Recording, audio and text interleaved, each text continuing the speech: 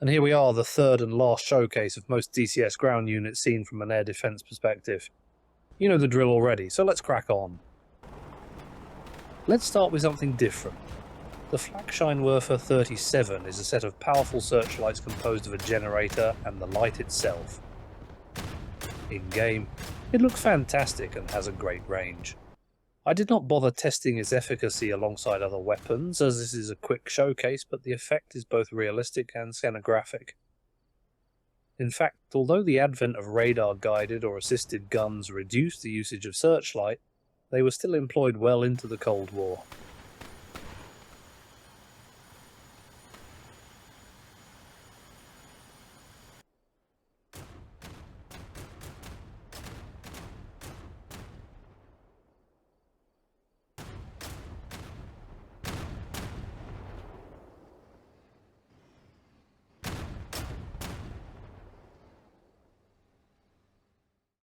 Before proceeding to the next unit, a quick heads up. I modified this scenario and the following to add a second Apache flying closer to the showcased units. The AK-74 equipped infantry is the first to be thrown into the fray. Note the expression of excitement on this guy's face. Let's call him Bob. See how competently he aims his AK-74. Judging by the 3D model, Bob is in fact a veteran who probably started his career back in Lomac. 20-something years later, the AK-74 is still a good weapon in modern DCS. It is accurate and has a good rate of fire. Unfortunately, it appears to do zilch against the two targets. And yes, I have disabled invulnerability.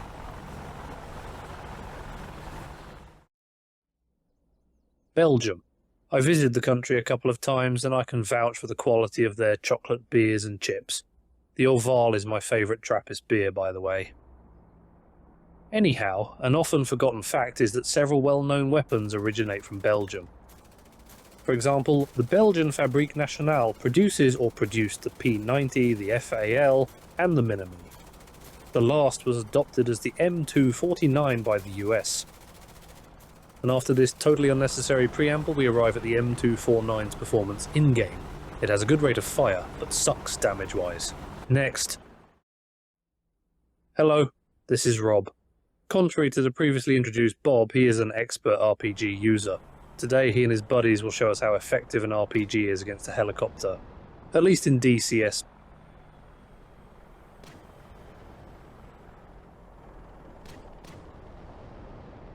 Not impressive, but I really want to see how many RPG dudes are necessary to score a hit. Let's add more Robs. Whilst I set up things, it is hard not to think about Black Hawk Down when rotary wings and RPGs are involved. Black Hawk Down is a war film portraying a fictionalized version of the events that occurred during the Battle of Mogadishu. Unfortunately, the movie invents or misrepresents several key points. Ridley Scott did not even have the decency to properly remember the dead and wounded Pakistani and Malaysian soldiers of the relief column. Anyway, in the events of Black Hawk Down, 2 Black Hawks went down, hit by RPGs. Let's see how many RPGs I need in DCS to achieve the same effect.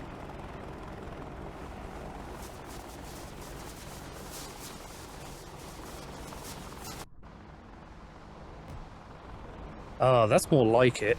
Finally, one RPG managed to hit one of the 2 targets. It only took like a battalion of them. I wonder if RPGs are so terrible against moving vehicles as well.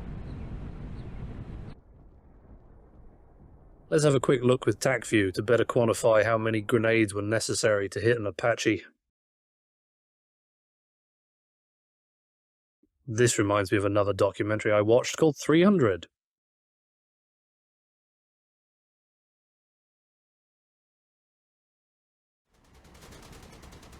Let's now move to armoured vehicles, starting with the BTR-80. This APC, acronym for Armoured Personnel Carrier, is a veteran of many wars.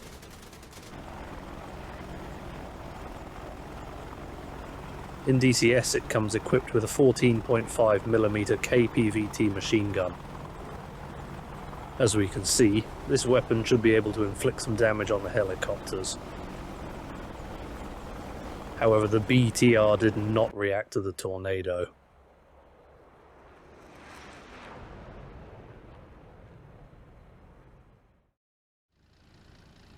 So I saw this thing, and mindful of the ability of Soviet tanks to launch ATGMs, I decided to give it a go.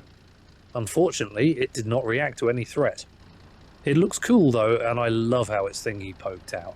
It reminded me of Wall-E. I know. You all want to see if the best SP AAA is still nightmare material. But kids, you have to be patient. We must start with his older brother, the BMP-1. This infantry fighting vehicle has an odd 73mm cannon capable of firing RPG-like projectiles. It is also equipped with ATGMs on top of the usual 7.62mm machine guns. Unfortunately, in DCS, it engages helicopters only with the MGs, delivering negligible damage. And here it is, the Bliat of Babylon. Sporting the same gun as the K-50, the mighty 30mm 2A42 autocannon, the BMP-2 has always been ridiculed for its absurd precision when engaging aerial targets. Let's see how it goes.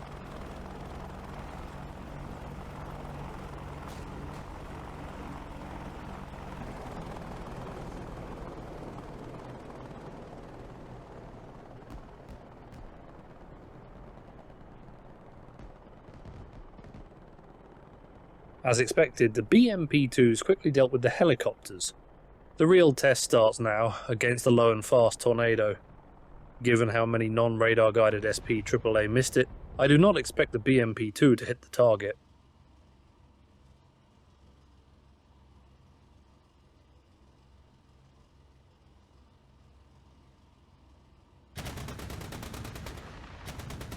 And then of course they got it the first salvo. Typical. I honestly have no words to comment on how the BMP-2 performs in DCS. It's still one of the best SP AAA. Instead, I will simply quote J.R.R. Tolkien. There is no curse in Edelvish, Entish or the tongues of men, for this treachery.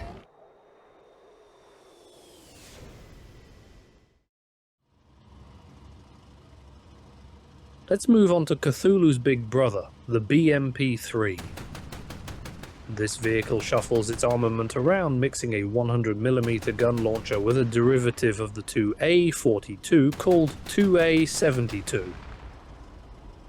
The newer version has several improvements, but also a lower rate of fire, which somewhat hinders the BMP-2's ability to be comically effective against aerial targets. Not that the BMP-3 is bad against most of them, of course.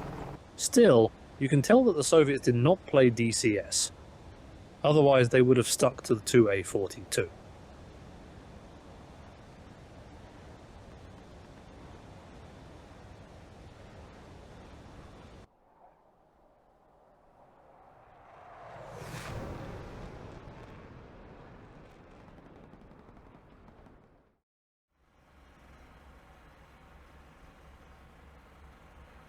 The newer variant of the BTR-80 family is the -82A. It sports the same 30mm 2A72 autocannon of the BMP-3, but here it appears to be more effective against the two Apache helicopters. Why is this the case? Je ne sais pas.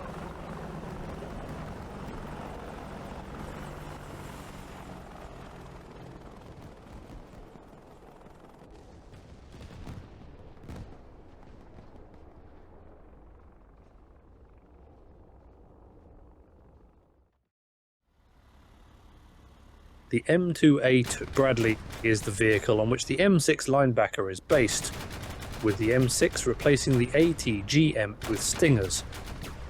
Oddly enough, the M6 unit did not use the chain gun along its surface-to-air missiles. The M2A2 instead relies entirely on its M242 25mm chain gun to engage aerial targets. In DCS, this gun performs well, although it shows much worse precision compared to the BTR-82, not to mention the dreadful BMP-2.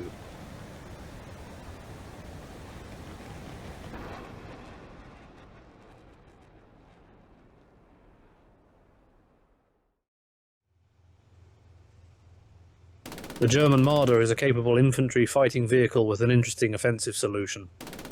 Its Maschinenkanone 20mm, RH202 made by the brilliant Rheinmetall, is mounted on a small turret and offers a superb rate of fire. Although it does achieve the wall of bullets effect of the M163 shown in the previous video, the damage inflicted on the Apaches is impressive. The only drawback appears to be its precision, which is worse than that of the last two IFIs we discussed.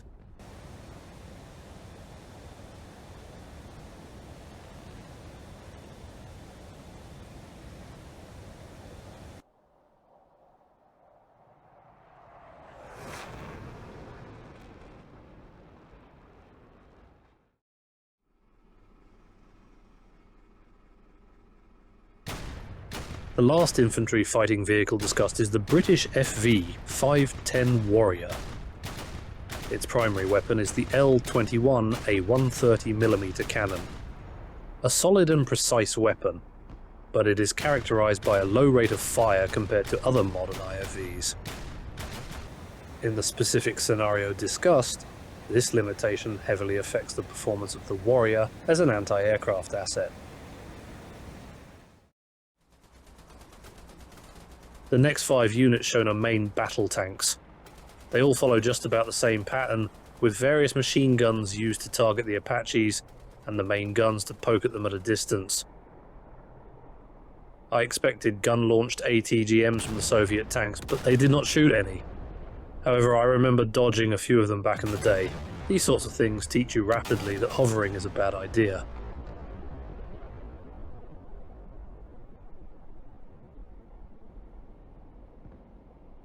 Off topic, as you've seen, the 3D model of some units is not particularly great. They probably date back to Lomac or close to that. On the other hand, certain vehicles shown in this and precedent videos have tiny details such as welding lines and residues and shake due to the recoil. This apparent excess of quality of ground units, often appearing not bigger than a pixel from 30,000 feet, reminded me of something. A few years ago, I mentioned how Eagle Dynamics should, in my opinion, diversify its product range. Now that maps are light years ahead of what we had in 2008 and Lomac, introducing vehicle modules with a simulation level close to GHPC, or at least a damage model a la War Thunder, would be fantastic. Combined Arms was very promising years ago, and I remember organising some funny ground versus ground fights, but it became boring rather quickly due to the lack of depth and fidelity. It is still a good product to play as JTAC and compensate for the lack of a strategic and dynamic AI, but that's mostly it.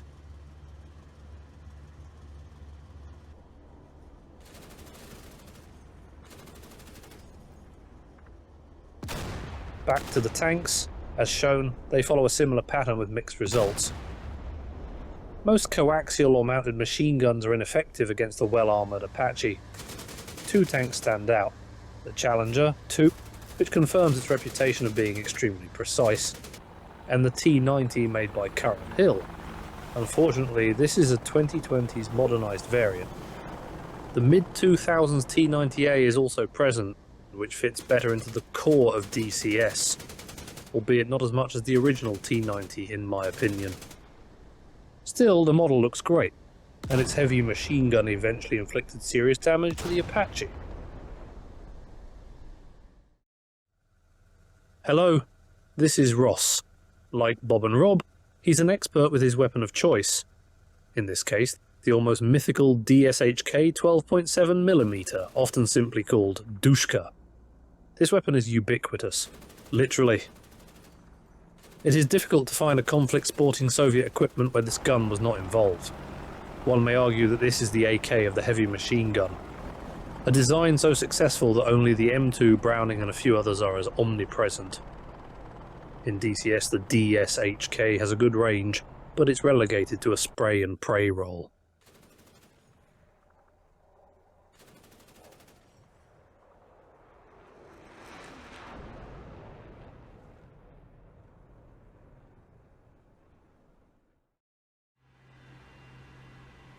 The Scorpion is a peculiar tank, one of the few European light and reconnaissance vehicles in the game that carries a high-caliber 90mm gun.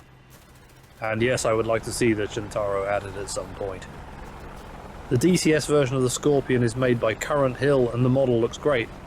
This vehicle is also one of my favourite units in Armoured Brigade 2, but I'm digressing.